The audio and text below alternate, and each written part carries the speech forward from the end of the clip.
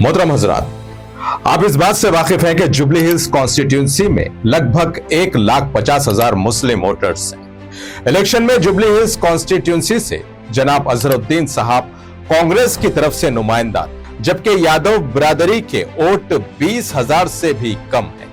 आप इस बात से भी वाकिफ हैं कि सियासत के एडिटर जनाब आमिर अली खान साहब को कांग्रेस की तरफ से एमएलसी नामजद किया गया था। अब जनाब रेवंत रेड्डी साहब ने बीजेपी और बीजेपी की बी टीम से अंदरूनी मुआहदा करते हुए जुबली हिल्स से मुसलमानों की हक तलफी करते हुए नवीन यादव को नामजद किया है और हमेशा हमेशा के लिए जुबली हिल्स से मुसलमानों के हक को खत्म कर दिया है। दूसरी अहम बात यह है कि नवीन यादव के खुद वालिद और उनके रिश्तेदारों को गुंडागर्दी की वजह से पुलिस ने बाउंड ओवर कर दिया है।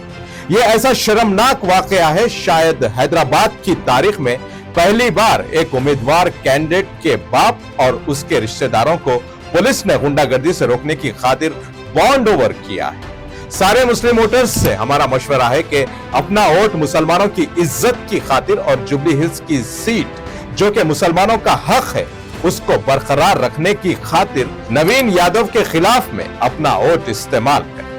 दूसरी चीज, अगर नवीन यादव खुदा ना खास्ता कामयाब हो जाते हैं तो छोटे कारोबार वाले और मुसलमानों की जायदाद, माल, जमीनात वगैरह वगैरह की हिफाजत नामुमकिन हो जाएगी।